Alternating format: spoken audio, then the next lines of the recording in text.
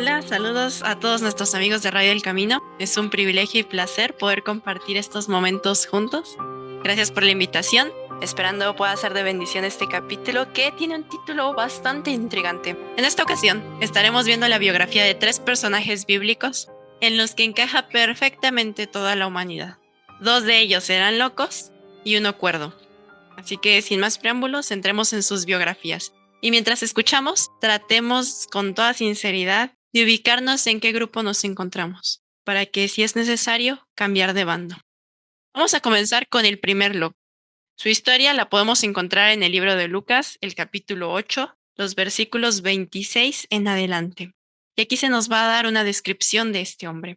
Este hombre vivió en los tiempos de Jesús y vivía en la ciudad de Gadara.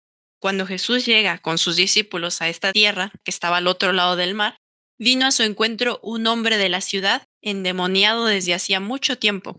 Este hombre no vestía ropa, ni moraba en casa, sino en los sepulcros. Nadie podía atarle ni aun con cadenas, muchas veces lo habían atado con grillos y cadenas, pero él había roto las cadenas y desmenuzado los grillos. Nadie le podía dominar. Y siempre, tanto de día como de noche, este hombre andaba dando voces en los montes y en los sepulcros e hiriéndose a sí mismo con piedras. Cuando este hombre ve a Jesús de lejos, corre, lanza un grito y se postra a sus pies y le dice: ¿Qué tienes conmigo, Jesús, Hijo del Dios Altísimo?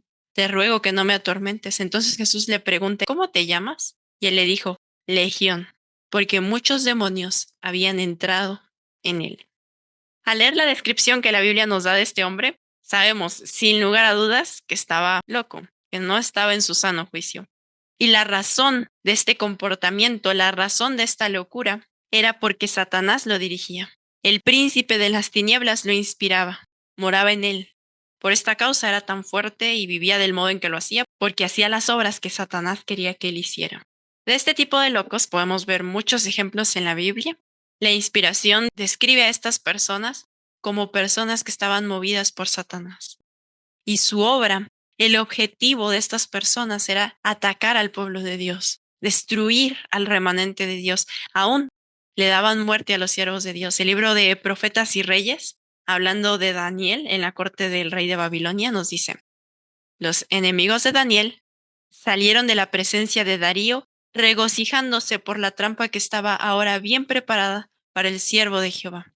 Esta historia está bajo el contexto de cuando los príncipes hacen que el rey Darío firme un decreto donde todos los que adorasen a cualquier otro dios o persona que no fuera el rey iban a ser echados en el foso de los leones. El rey lo firma y estos hombres salen regocijándose porque sabían que el siervo de Dios había caído en la trampa. En la conspiración así tramada, Satanás había desempeñado un papel importante. Agentes satánicos eran los que habían movido a los príncipes a envidia. O sea que del mismo modo como el endemoniado gadareno estaba movido por agentes satánicos, estos príncipes, que podemos ver que diferían completamente del aspecto físico del endemoniado gadareno, sin embargo, mismos agentes satánicos los estaban moviendo. Estos agentes satánicos eran los que habían inspirado el plan para destruir a Daniel, y los príncipes se prestaron a ser instrumentos del mal. O sea que este tipo de personas que ataca al pueblo de Dios, que planean la destrucción de los hijos fieles de Dios, tienen el mismo grado de locura que el endemoniado gadareno. Porque ese mismo espíritu, esos mismos agentes satánicos los mueven, los dirigen. Lo que los mueven a hacer es a provocar sufrimiento a los fieles hijos de Dios. Y esto lo podemos ver muchas veces. A través de todas las edades, el pueblo fiel de Dios ha sido herido por hombres locos, por endemoniados, personas guiadas por agentes satánicos. En los días de Abel, en los días de Isaías, en los días de Cristo, en la era cristiana, vez tras vez, vemos este grupo de locos. Cristo mismo fue herido, juzgado, azotado, crucificado por dirigentes religiosos que estaban inspirados por el príncipe de las tinieblas. En el libro Joyas de los Testimonios, la inspiración, hablando de la crucifixión de Cristo, nos dice: una vasta multitud rodea al Salvador del mundo. Las burlas y los escarnios se mezclan con maldiciones y blasfemias. Los miserables, sin sentimientos, comentan su humilde nacimiento y su vida. Los príncipes de los sacerdotes y ancianos ridiculizan su aserto de que es el Hijo de Dios. Y este ha sido el asunto en cuestión desde que Satanás se reveló en el cielo. ¿Cristo es el Hijo de Dios? Cuando a Satanás le dicen, sí, Cristo es el Hijo de Dios desde cuando estaba en el cielo, él se levantó en guerra por el asunto. Y las bromas vulgares y el ridículo insultante vuelan de un labio a otro. Satanás ejercía pleno dominio sobre las mentes de sus siervos. O sea que estos sacerdotes, estos dirigentes religiosos, estaban siendo dominados sus mentes por Satanás, así como el endemoniado Gadareno.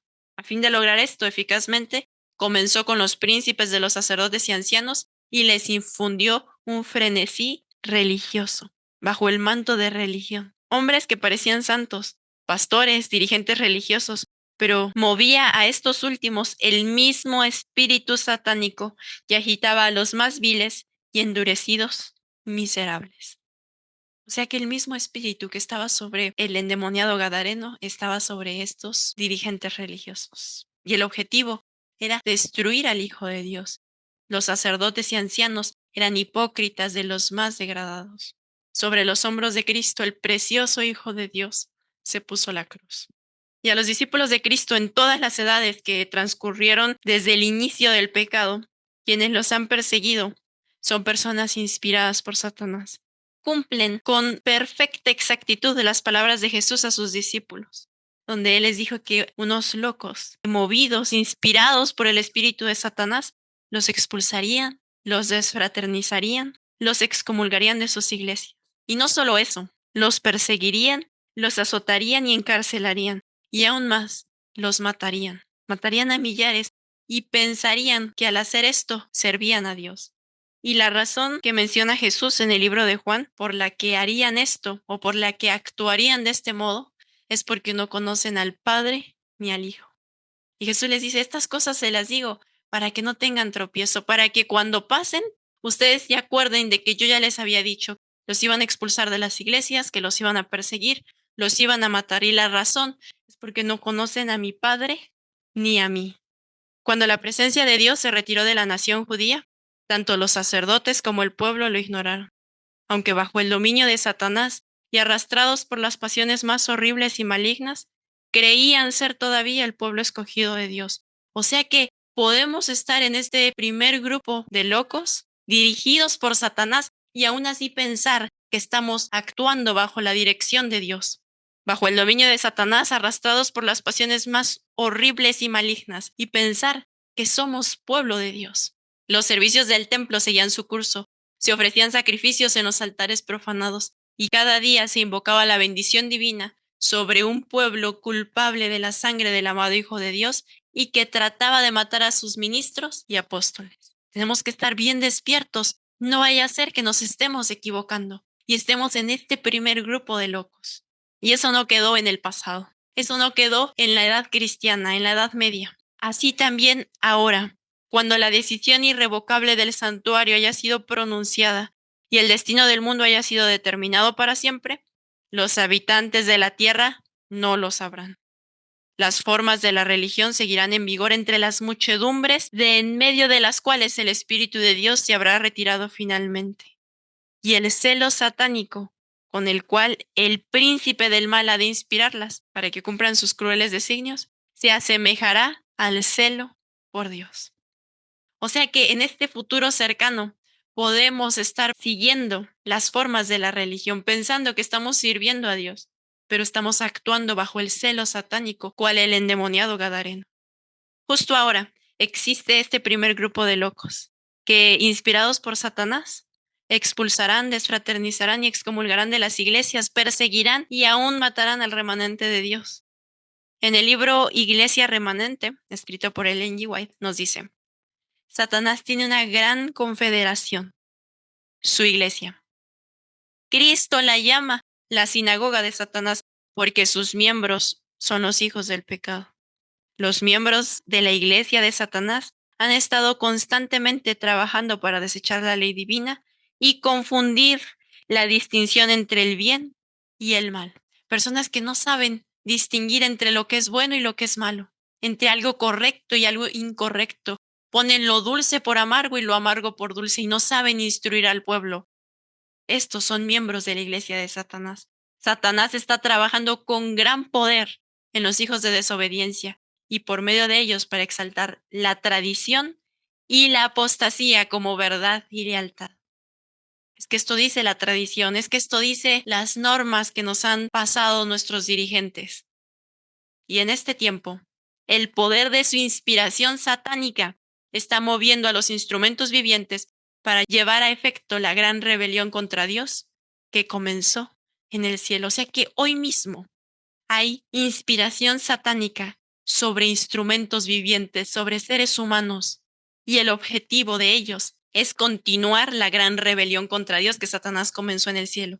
Y ya vimos que el asunto por el que Satanás se levantó en rebelión en el cielo era porque Jesús es el Hijo de Dios. El asunto, el hecho que los ángeles caídos y Satanás querían ocultar es que Jesús es el Hijo de Dios. Esa es la razón por la que se inició la rebelión en el cielo, la jerarquía celestial, el orden celestial. Podemos actualmente estar participando de este primer grupo de locos, de estos inspirados por el espíritu de otro. Y hay un segundo grupo de locos. Y también, al igual que el grupo anterior, lo podemos encontrar desde el principio de la Biblia. En ellos podemos encontrar a Abel, Abraham, Jefté, Moisés, Enoc. Todos ellos fueron tildados, fueron estigmatizados como locos. Hablando de estos hombres, nos dice la inspiración. Abel, Enoc y Noé fueron personajes representativos en su época. Cada uno había sido probado por la ley de Dios. ¿Obedecerían a Dios? ¿Harían lo que el Señor les había ordenado que hiciesen? ¿O desobedecerían y cosecharían los resultados? Si Noé hubiera sido como muchos en nuestros días, habría dicho, crean, todo lo que tienen que hacer es creer. Y así jamás habría condenado al mundo. Pero Noé tenía esa fe genuina, esa fe que obra. Por medio de su fe y de sus obras, dio testimonio a los habitantes del mundo antiguo de que creía en Dios. O sea que este segundo grupo, debido a que cree en Dios, tiene obras, actúa acorde a su creencia.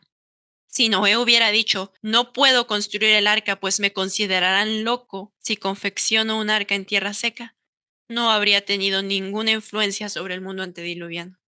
Sin embargo, Noé creyó en lo que Dios había dicho y lo demostró esta fe por medio de sus obras. Y efectivamente, los habitantes de ese tiempo lo consideraron loco. Se rieron, se burlaron de él, aún ridiculizaron su último llamado. Se apartaron y lo ridiculizaron. Se corrompieron el mundo antediluviano porque dejaron a Dios fuera de sus planes. Y esa es la principal causa de la corrupción que existe tanto en las iglesias como en los individuos. Sacamos al Dios verdadero de nuestros planes. Y es que no podemos quedarnos sin nadie. Siempre tiene que haber alguien dentro.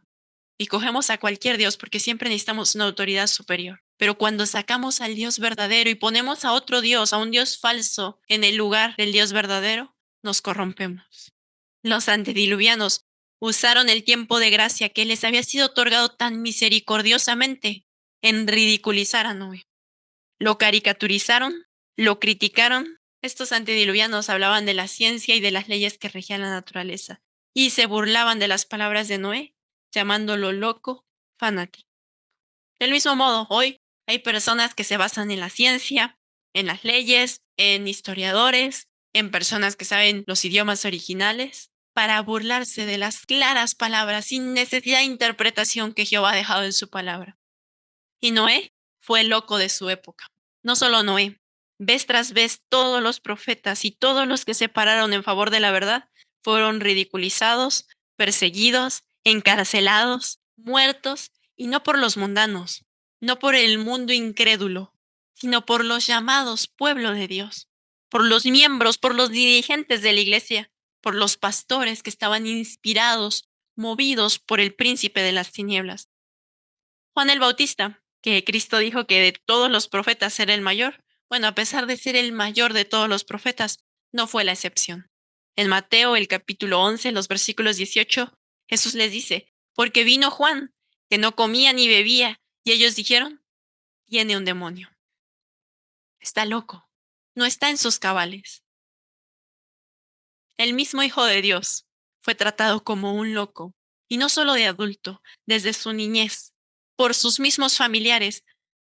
Dice que el corazón de Jesús estaba lleno de amor, pero en su propio hogar, sus hermanos deseaban que él cediera a sus ideas.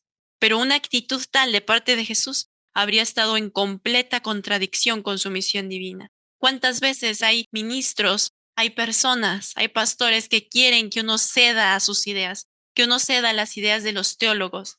Pero actuar de esta manera es ir en contra de la misión que se nos ha dado. Consideraban los hermanos de Jesús que él necesitaba de sus consejos.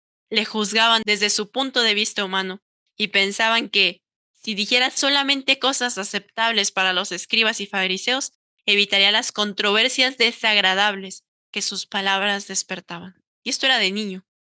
Pensaban que estaba loco al pretender que tenía autoridad divina. O sea que Jesús, desde que estaba chico, dijeron, está loco. Y este título, esta estigmatización de parte de los que lo rodeaban, no cambió en su adultez. En Juan, el capítulo 10, el versículo 19, cuando era adulto, cuando estaba en su ministerio, volvió a haber disensión entre los judíos por estas palabras. Y muchos de ellos decían, demonio tiene y está fuera de sí. Alguien que está fuera de sí, en pocas palabras, está loco. Es un endemoniado. Los hijos de Israel no podían entender lo que era tan desagradable para su corazón orgulloso. ¿Y cuántas veces lo que dice la Biblia claramente es desagradable para nuestro corazón orgulloso? Y no lo podemos entender. Cuando está claro, las palabras de Cristo no tuvieron para sus oyentes ningún significado profundo. Solo vieron en ellas un nuevo motivo para cavilar y le contestaron con desprecio, como si probaran que Jesús debía ser un loco. Aún no tiene 50 años y has visto ahora. Y ahí, en esta ocasión, Jesús les estaba hablando sobre el plan de redención y cómo se había manifestado en Abraham y su hijo Isaac. Cómo es que en esa historia se había revelado el plan de redención a la humanidad, el consejo de paz entre ambos, Dios y su hijo. Estos israelitas escuchan esto y dicen, es una locura el plan de redención. Aún a los seguidores de Cristo los llamaron locos. Pablo, que era uno de los más estudiosos, de los que había tenido honores de parte de estos dirigentes religiosos que estaban inspirados por Satanás, también lo llamaron loco cuando contó la manera en que Cristo había transformado su corazón, la manera en que ya no vivía él, sino Cristo en él. Dice que cuando él estaba contando su testimonio, todos habían escuchado extasiados el relato de las cosas maravillosas que había experimentado. El apóstol se estaba espaciando en su tema favorito y podemos ver en todas sus epístolas cuál era el tema favorito del apóstol Pablo: la salvación, el amor del único Dios verdadero que envió a su Hijo unigénito y que ahora lo quiere enviar a nuestros corazones. Ninguno de los que le oían podían dudar de su sinceridad, pero en medio de su persuasiva elocuencia fue interrumpido por Festo, que le gritó, estás loco, Pablo. Las muchas letras te vuelven loco. Y saben, cuando sucedió esto, el Dios del cielo, el poderoso gobernador del universo, tomó por su cuenta el asunto del encarcelamiento de los discípulos, porque los hombres estaban guerreando contra su propia obra. Y eso es lo más hermoso, tenemos un Dios poderoso, un Dios que nos defiende, un Dios que va a cobrar venganza de sus hijos, de todos los daños que le han hecho a sus hijos, y van a tener que pagar caro los locos del primer grupo que han estigmatizado de locos a los hijos de Dios. Porque no es al instrumento al que llaman loco, es al Dios que sirven. Y saben, los que los tildaban de locos no eran los mundanos, no eran los romanos, los incrédulos. Ellos escuchaban atentamente. Los que los llamaban de esta manera eran los dirigentes espirituales de la iglesia adventista del séptimo día de aquel entonces, porque guardaban el sábado y esperaban el advenimiento de Cristo, así que eran adventistas del séptimo día. Los rabinos, los pastores, los estudiosos, los teólogos, los intérpretes de la ley, los catedráticos, y todo el tiempo, en todas las eras, en todas las edades, el pueblo de Dios ha sido perseguido y ha sido declarado loco por los religiosos de su época. ¡Locos! ¿Cómo van a dar su vida por su causa? Isaías, Esteban, Pedro, los valdenses, Martín Lutero, Arrio, Wycliffe, los hugonotes, Juan Hus, Calvino, Juan Knox, miles, millones, locos al mundo, pero sabios en Cristo, porque lo loco de Dios es más sabio que toda la sabiduría humana. Cuando nuestra iglesia, la Iglesia Adventista del Séptimo Día, nació, pues a nuestros pioneros también los llamaron locos, los llamaron disidentes, herejes. Y aún ahora, muchos ministros que se hacen llamar adventistas del séptimo día, y se hacen llamar porque realmente no lo son, llaman así a los pioneros. Los cristianos se unieron con los burladores diciendo que nunca se habían dejado engañar por las doctrinas de Miller, a quien calificaban de loco fanático. En Hebreos 11, el apóstol Pablo, bajo la inspiración del Espíritu de Cristo, describe este segundo grupo de locos. Y ustedes pueden ir en sus casas a sus Biblias y leer el capítulo 11. Estos hombres básicamente lo dejan todo, su reputación, su nombre, su riqueza, sus casas, sus terrenos, por seguir a Cristo. Lo sufren todo por el nombre de Cristo y aún terminan dando su vida por el Evangelio. Y el apóstol Pablo termina el capítulo resumiendo: estos fueron atormentados, no aceptando el rescate a fin de obtener mejor resurrección. Otros experimentaron vituperios y azotes, y además de esto prisiones y cárceles, fueron apedreados, aserrados, puestos a prueba, muertos a filo de espada. Anduvieron de acá para allá, cubiertos de pieles de ovejas y de cabras, pobres, angustiados, maltratados, de los cuales el mundo no era digno, errando por los desiertos, por los montes, por las cuevas y las cavernas de la tierra. Locos para el mundo, pero sabios para Dios.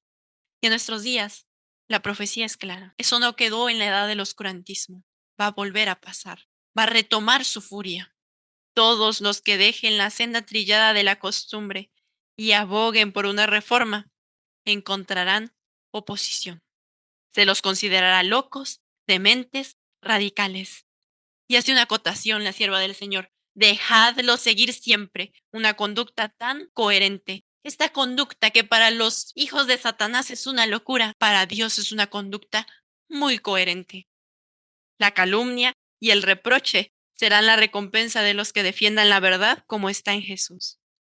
Dijo el apóstol Pablo en 2 de Timoteo, el capítulo 3, versículo 12: todos los que quieran vivir piadosamente en Cristo Jesús padecerán persecución. El asunto, la causa de la persecución es el nombre de Cristo. Es defender la verdad como está en Jesús. Los que dan un franco testimonio contra el pecado tan ciertamente serán aborrecidos como lo fue el maestro que les dio esa obra para hacerla en su nombre. Así como a Cristo, él dijo: si del árbol verde hacen esto, ¿qué no harán de ustedes las ramitas secas? Al igual que Cristo, serán llamados enemigos de la iglesia y de la religión. ¿De qué iglesia fue llamado Cristo enemigo? ¿Acaso no fue de la iglesia judía, que por mucho tiempo fue el pueblo especial de Dios? Seremos llamados enemigos de la iglesia y de la religión. Y mientras más fervientes y leales sean sus esfuerzos por honrar a Dios, más amarga será la enemistad de los impíos e hipócritas. Pero no nos debemos desanimar cuando seamos tratados así. Quizá seamos llamados faltos de juicio, necios, fanáticos y aún locos. Quizá se diga de nosotros como se dijo de Cristo: demonio tiene. Pero la obra que el Maestro nos ha dado para realizar es todavía nuestra.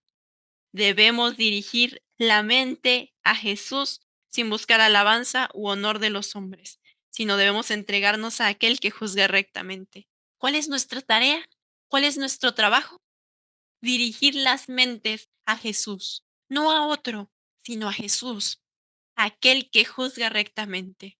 Él sabe, Cristo, cómo ayudar a los que, mientras siguen en las pisadas de Jesús, sufren en cierto grado el reproche que Él mismo soportó. Fue tentado en todo como lo somos nosotros, para que supiera socorrer a los que son tentados. El Consolador, el único que puede compadecerse de nuestras debilidades, porque a Él lo llamaron loco, endemoniado, necio, fanático, disidente, es Cristo. Él sabe lo que se siente. Es el único que puede acompañarnos en todas nuestras tribulaciones, que puede consolar nuestro corazón en todas nuestras amarguras y nuestros dolores. Y Él es el único Espíritu Santo que puede habitar en nuestros corazones. Y es que la palabra de la cruz es locura para los que se pierden, pero para los que se salvan, esto es, a nosotros, es poder de Dios. El mundo nos va a ver como locos, pero es poder de Dios para salvación en nosotros. Es Cristo en nosotros, de tal manera que ya no vivimos nosotros, sino Cristo en nosotros. Y el tercero, el hombre cuerdo, el cabal ante los ojos humanos, fue Pilato. Este hombre se da cuenta de la verdad, pero saben, aunque conoce la verdad perfectamente, actúa con mucha cordura. Todos a su alrededor estaban locos, pero parece que él mantiene la discreción. El día de su demostración llegó en la crucifixión de Cristo y su historia la podemos ver en los 4 evangelios. Cuando investiga a Jesús, cuando lo interroga, sale a los judíos y les dice, yo no hallo ningún delito en él. Pasa un tiempo y entonces Pilato sale otra vez y les dice, mirad, os lo traigo afuera para que entendáis que ningún delito hallo en él.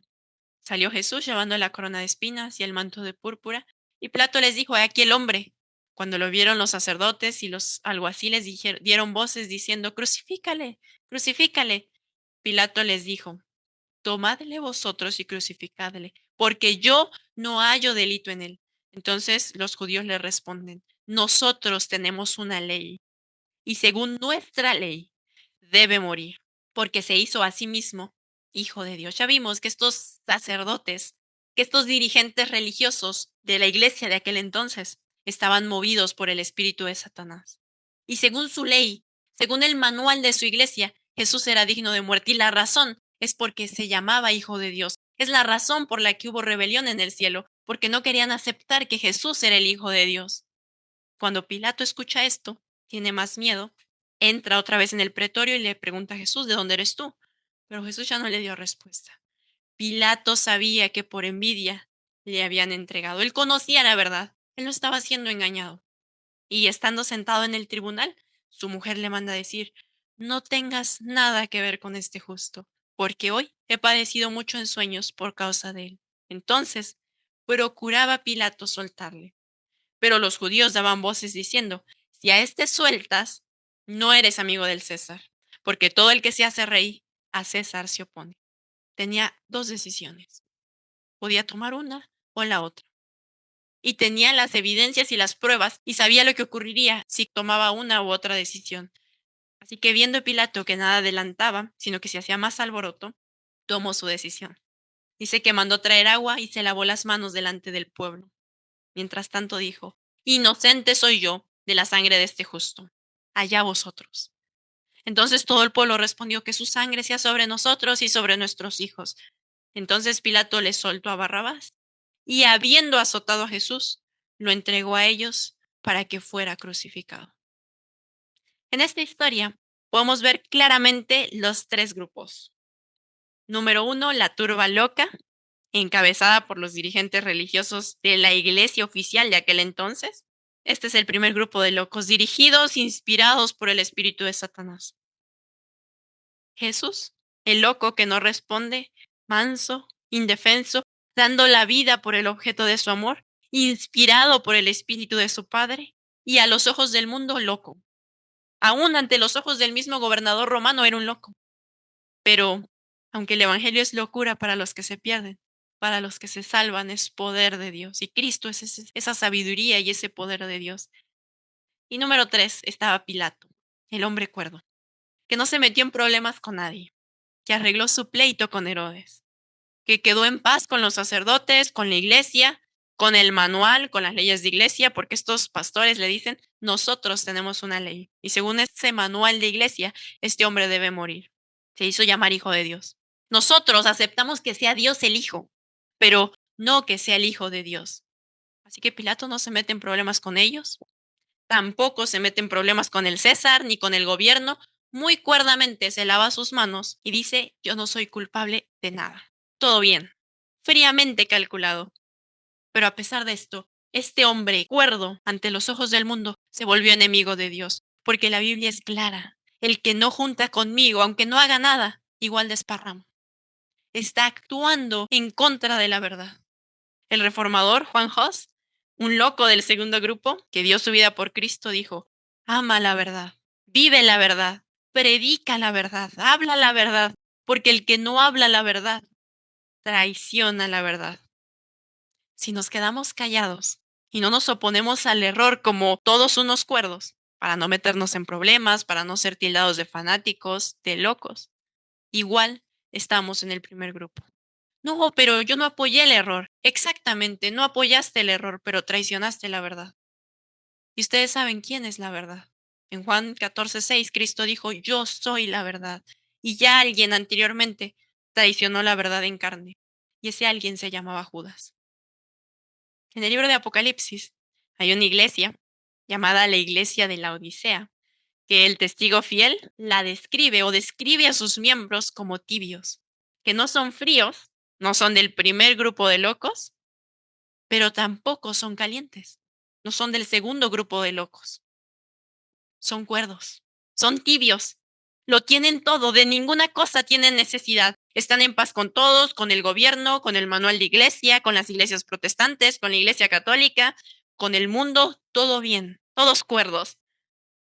Pero Cristo, llamado el Espíritu Santo, que habla a las iglesias en estos capítulos, les dice a estos miembros, no se dan cuenta, no te das cuenta de que estás ciega, desnuda, pobre, miserable, cuitada, no te das cuenta que estás traicionando la verdad. Esta iglesia, estos miembros, tienen al Hijo de Dios afuera. Y a pesar de todo, piensan, creen que tienen la verdad. Y sí la tienen, pero afuera, lejos. Luchan en contra de ella. ¿Cómo hacen esto? ¿Cómo mantienen la verdad lejos? La inspiración nos lo explica. Y tomemos atención en esta siguiente cita. La podemos encontrar en el libro El Evangelismo, la página 437 en adelante. Y nos va a hablar de los maestros espiritistas. Dice, el espiritismo está por cautivar el mundo. O sea que el espiritismo va a cautivar todo el mundo. Hay muchos que piensan que el espiritismo se mantiene gracias a trucos e imposturas, pero esto dista mucho de la verdad. O sea que el espiritismo no es lo que nos pintan en películas, en escenas espiritistas, no, no, no. Esto dista mucho de la verdad.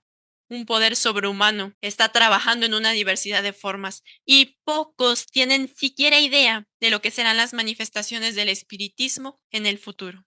El fundamento para el éxito del espiritismo ha sido puesto en las aserciones hechas desde los púlpitos de nuestro país. O sea que muchos de nosotros no tenemos ni siquiera idea de lo que es la manifestación espiritista en nuestro medio. Y esta manifestación espiritista ha sido hecha desde los púlpitos de nuestro país. Los ministros han proclamado como doctrinas bíblicas falsedades que se habían originado con el archiengañador. ¿Cuál es el espiritismo? Predicar como doctrina bíblica falsedades, doctrinas falsas que fueron inventadas por el archiengañador, por Satanás. Y la manera en que avanzan estas doctrinas es por medio de los maestros espiritistas, maestros falsos. ¿Qué doctrinas eran estas que enseñan estos maestros? El capítulo continúa diciendo, ministros inspirados por Satanás pueden vestir en forma elocuente a este asqueroso monstruo, al espiritismo, a las doctrinas inspiradas por Satanás. Pueden ocultar su deformidad y hacerlo parecer hermoso para muchos, pero esto procede en forma tan directa de su majestad satánica que todos los que tengan que ver con ello, él, Satanás, los reclama como suyos para controlarlos, porque se han aventurado en un terreno prohibido y así han desechado la protección de su hacedor. O sea que son peligrosas, son espiritismo, son falsas, son inventadas por el mismo enemigo de Dios, no están en la Biblia, pero los pastores, los maestros espiritistas, las revisten de forma elocuente y así las hacen parecer hermosas. ¿Qué enseñarán estos maestros espiritistas? Así, anunció el apóstol una de las características principales de los maestros espiritistas. O sea que tienen varias enseñanzas, varias doctrinas que no están fundamentadas en la Biblia, sino que han sido inspiradas por Satanás. Pero la principal es esta. Se niegan a reconocer a Cristo como el Hijo de Dios. Tocante a esta clase de maestros, el amado apóstol Juan declara, ¿quién es el mentiroso sino el que niega que Jesús es el Cristo? Este es el anticristo, pues niega al Padre y al Hijo. Todo aquel que niega al Hijo tampoco tiene al Padre. El espiritismo, al negar a Cristo, niega al Padre y al Hijo. Y la Biblia declara que esta es la manifestación del anticristo. Así que cualquier doctrina que niegue la literalidad del Hijo de Dios y de su Padre, literalmente Padre de Cristo desde los días de la eternidad, forma parte de estas manifestaciones espiritistas que confunden, que han envuelto a la iglesia de la Odisea, que los hacen parecer muy doctos, elocuentes, pero son doctrinas falsas, inventadas por el padre de la mentira a través de su iglesia. Y el apóstol Pablo, al ver a estos maestros espiritistas actuando en la iglesia de Corinto, aquellos miembros a los que les había dejado bien claro quién es el Dios verdadero en 1 de Corintios capítulo 8 versículos 5 y 6, donde les dice que no hay más que un solo Dios, porque sí que hay muchos dioses y muchos señores, muchos que son llamados dioses en la Biblia, tanto en el cielo como en la tierra. Sin embargo, para nosotros solo hay un Dios verdadero, y ese Dios es el Padre.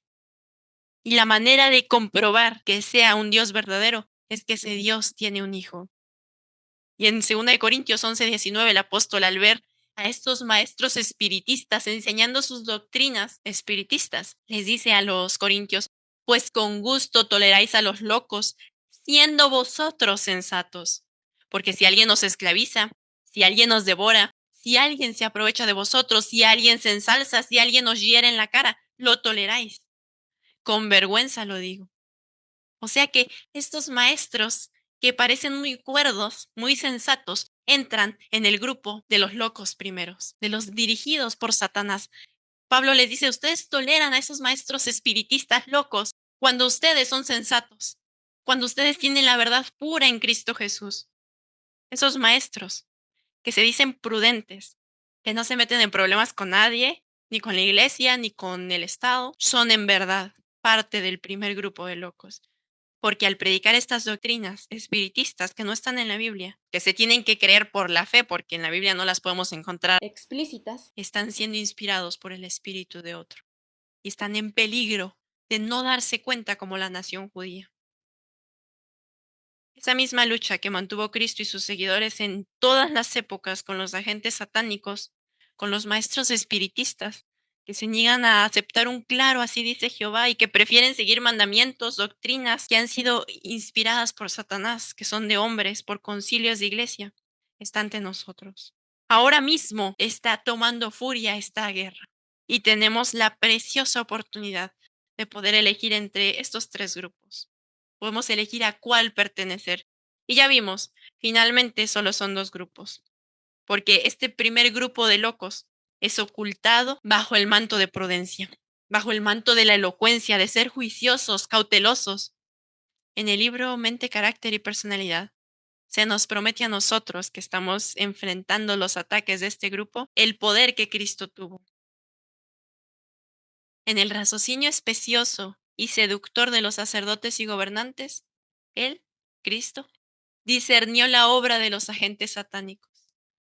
Aguda y escudriñadora había sido su denuncia del pecado, pero no habló palabras de represalia. Sentía una santa ira contra el príncipe de las tinieblas, pero no manifestó irritación. Así también, el cristiano que vive en armonía con Dios y posee los suaves atributos del amor y la misericordia, sentirá una justa indignación contra el pecado, pero la pasión no lo incitará a vilipendiar a los que lo vilipendian. Al hacer frente a aquellos que, movidos por un poder infernal, sostienen la mentira, conservará en Cristo la serenidad y el dominio. Qué hermosa promesa para nosotros. Y la gente nos va a decir: locos, no se enojan, mantienen la calma, dan la vida por el Dios de la Biblia y por su Hijo Jesús en Cristo. Suicidas.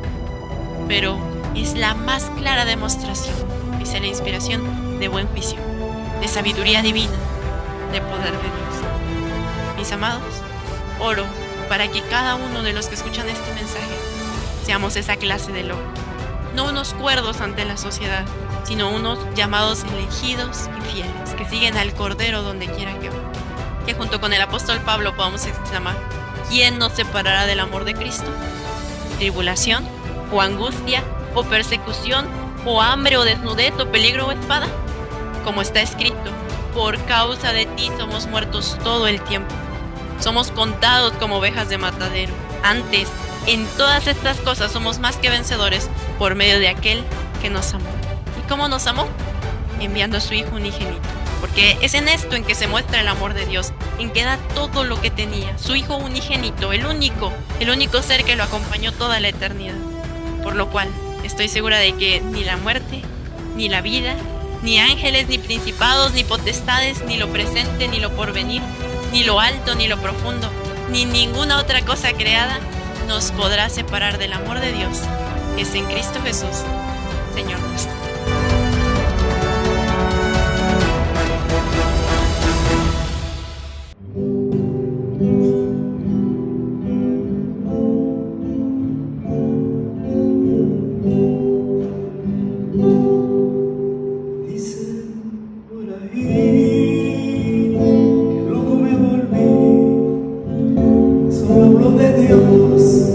De la salvación, que ya no soy el mismo, aquel que un día fui, que ha cambiado mi vida y mi forma de vestir. Yo me río y les digo que ya no vivo yo, mas Cristo vive en mí.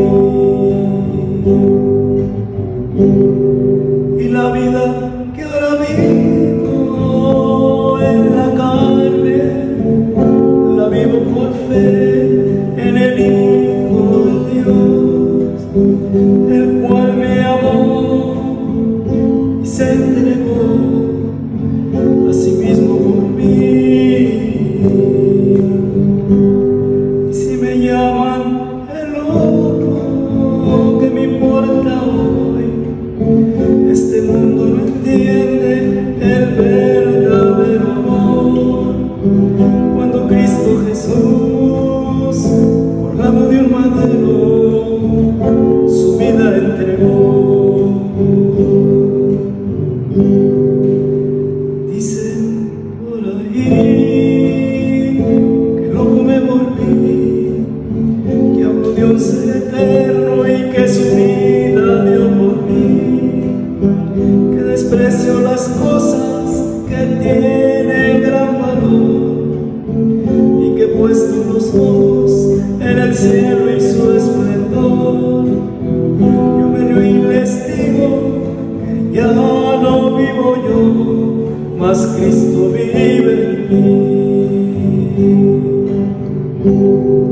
Y la vida que ahora vivo en la carne, la vivo por fe en el Hijo de Dios, el cual me amó y se entregó a sí mismo por mí.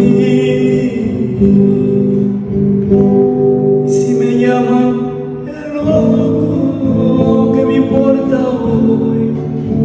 Este mundo no entiende el verdadero amor. Cuando Cristo Jesús, clavado de un madero, su vida entregó. Dicen por ahí que loco me volví y loco he de morir.